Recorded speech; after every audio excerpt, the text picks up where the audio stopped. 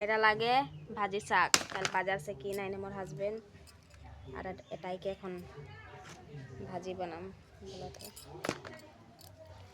তো নিমনকে খানা সানা হলে कि नहीं थोड़ा कमेंट करबा। और कई दिन से वीडियो अपलोड करे के नहीं पारा था, अंदर घरे भी घटना हो जा है वही लागे।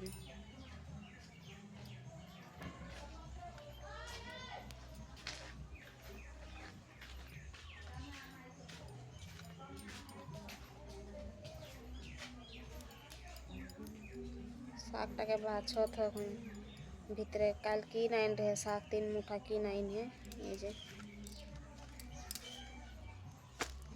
3 মুঠা কি নাইন है। আর এদিকে মোর বেটি ঝুলত है।